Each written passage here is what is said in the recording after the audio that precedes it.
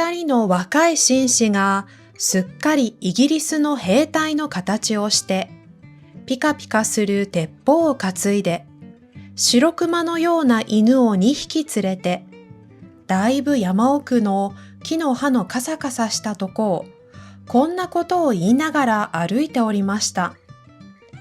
全体ここらの山はけしからんね。鳥も獣も一匹も嫌がらん。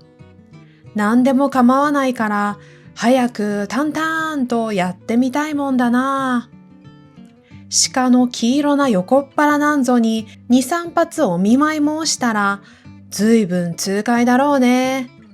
くるくる回って、それからドタッと倒れるだろうね。それはだいぶの山奥でした。案内してきた専門の鉄砲撃ちもちょっとまごついて、どこかへ行ってしまったぐらいの山奥でした。それにあんまり山がものすごいので、その白熊のような犬が2匹一緒にめまいを起こしてしばらくうなって、それから泡を吐いて死んでしまいました。実に僕は2400円の損害だ。と一人の紳士がその犬のまぶたをちょっと返してみて言いました。僕は2800円の損害だ。ともう一人が悔しそうに頭を曲げて言いました。はじめの紳士は少し顔色を悪くして、じっともう一人の紳士の顔つきを見ながら言いました。僕はもう戻ろうと思う。さあ、僕もちょうど寒くはなったし、腹は空いてきたし、戻ろうと思う。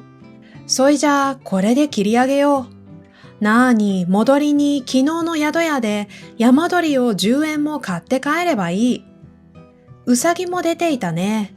そうすれば結局同じこった。では帰ろうじゃないか。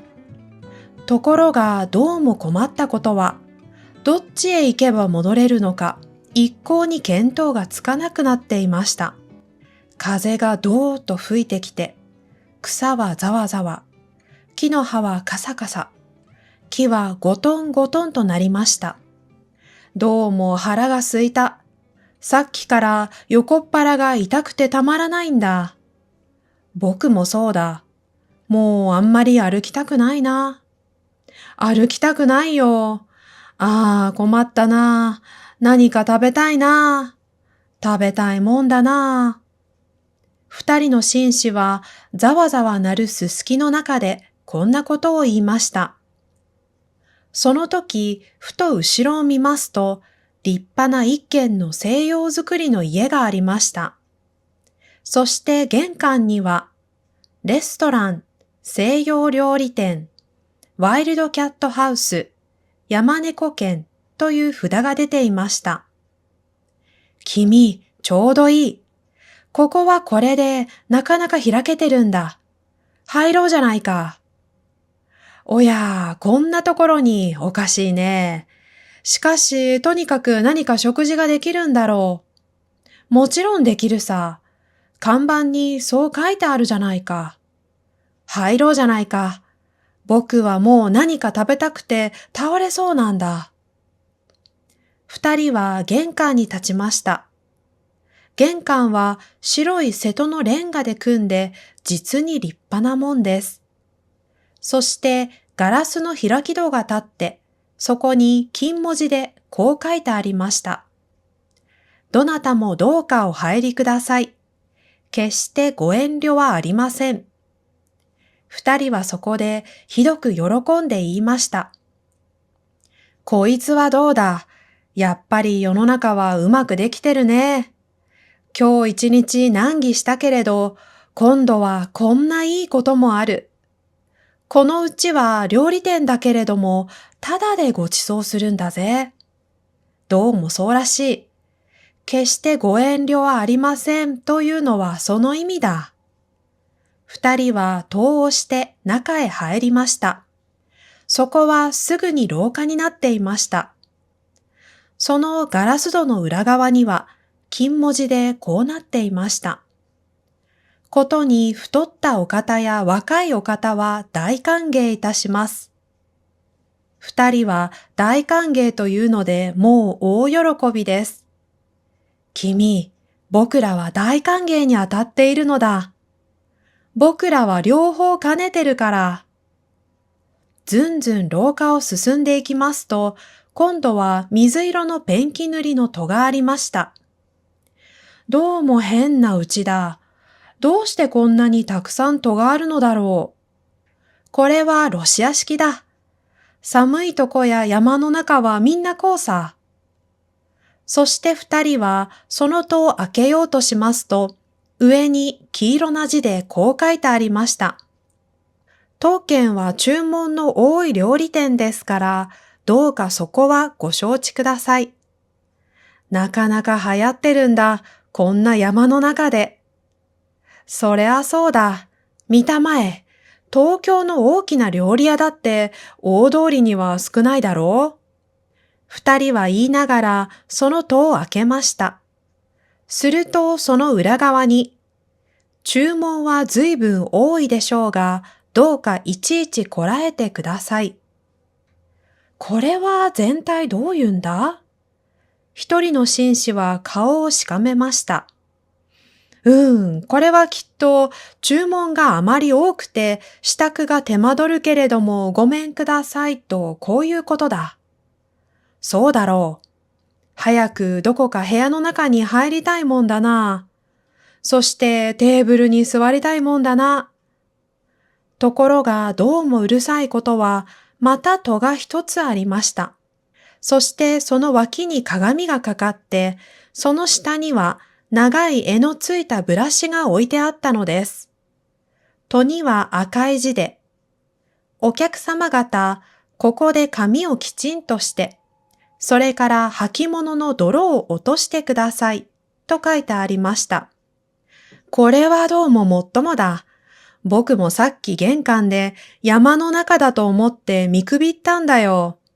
作法の厳しい家だ。きっとよほど偉い人たちがたびたび来るんだ。そこで二人はきれいに髪を削って靴の泥を落としました。そしたらどうです。ブラシを板の上に置くや否や、そいつがぼーっと霞んでなくなって、風がどーっと部屋の中に入ってきました。二人はびっくりして互いに寄り添って戸をガタンと開けて次の部屋へ入っていきました。早く何か温かいものでも食べて元気をつけておかないと、もう途方もないことになってしまうと二人とも思ったのでした。戸の内側にまた変なことが書いてありました。鉄砲と弾をここへ置いてください。見るとすぐ横に黒い台がありました。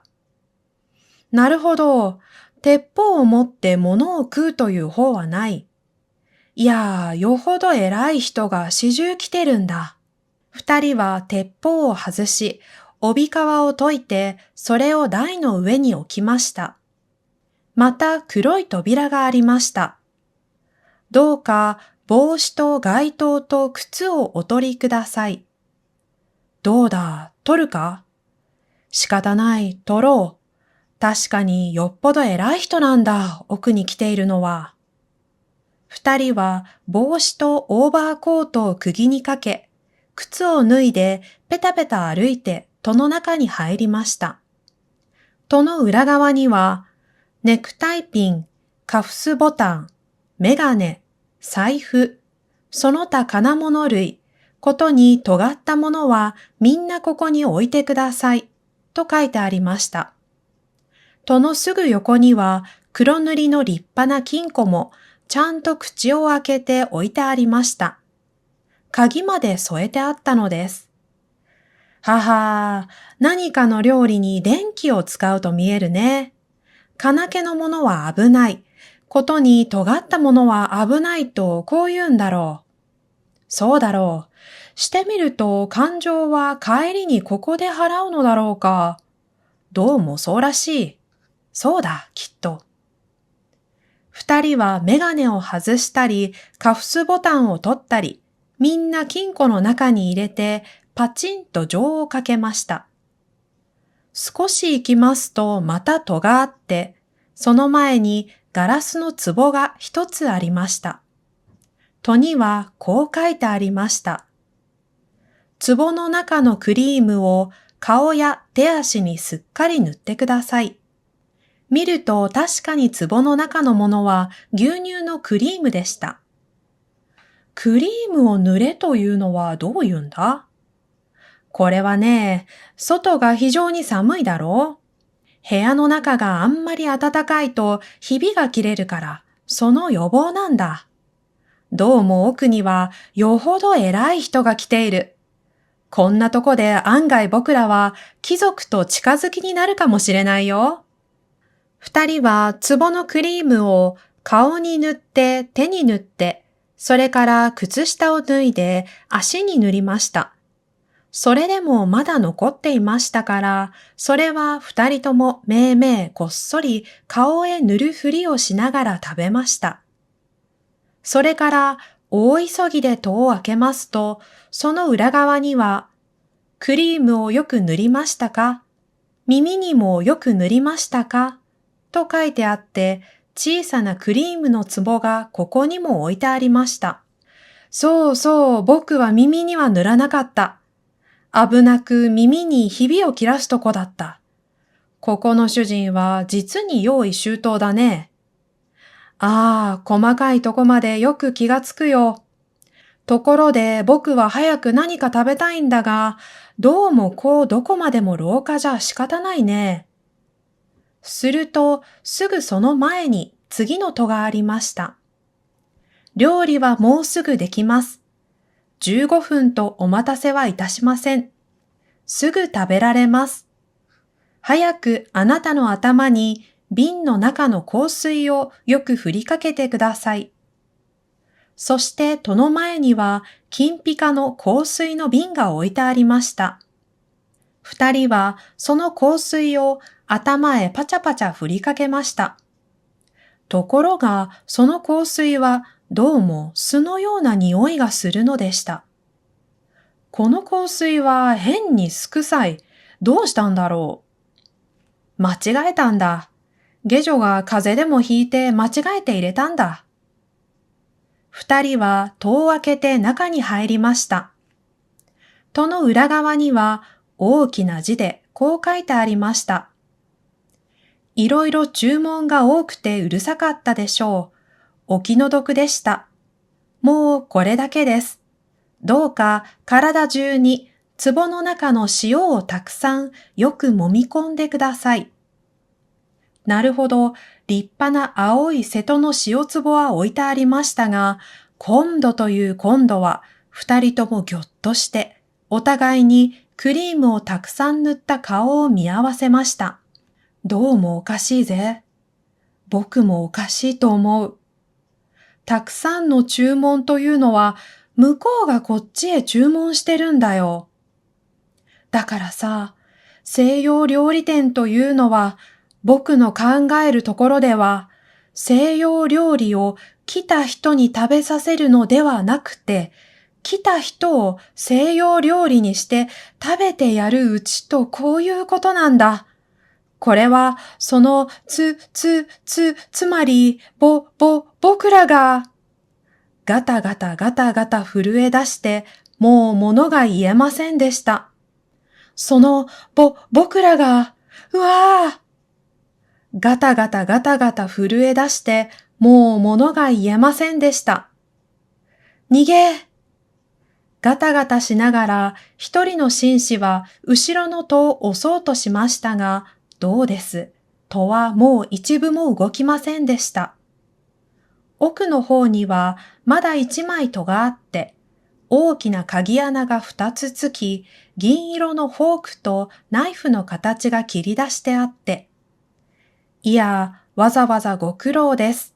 大変結構にできました。さあさあ、お腹にお入りください。と書いてありました。おまけに、鍵穴からは、キョロキョロ二つの青い目玉がこっちを覗いています。うわー！ガタガタガタガタ。うわー！ガタガタガタガタ。二人は泣き出しました。すると、戸の中ではこそこそこんなことを言っています。ダメだよ。もう気がついたよ。塩を揉み込まないようだよ。当たり前さ。親分の書きようがまずいんだ。あそこへいろいろ注文が多くてうるさかったでしょう。お気の毒でしたなんて間抜けたことを書いたもんだ。どっちでもいいよ。どうせ僕らには骨も分けてくれやしないんだ。それはそうだ。けれども、もしここへあいつらが入ってこなかったら、それは僕らの責任だぜ。呼ぼうか？呼ぼう。おーい、お客さん方、早くいらっしゃい、いらっしゃい、いらっしゃい。お皿も洗ってありますし、菜っぱももうよく塩で揉んでおきました。あとはあなた方と菜っぱをうまく取り合わせて、真っ白なお皿に乗せるだけです。早くいらっしゃい。へい、いらっしゃいいらっしゃい。それとも、サラダはお嫌いですか？そんなら、これから火を起こしてフライにしてあげましょうか。とにかく早くいらっしゃい。二人はあんまり心を痛めたために、顔がまるでくしゃくしゃの紙くずのようになり、お互いにその顔を見合わせ、ブルブル震え、声もなく泣きました。中では、ふっふと笑って、また叫んでいます。いらっしゃい、いらっしゃい。そんなに泣いては、せっかくのクリームが流れるじゃありませんか。へい、ただいま、じき持ってまいります。さあ、早くいらっしゃい。早くいらっしゃい。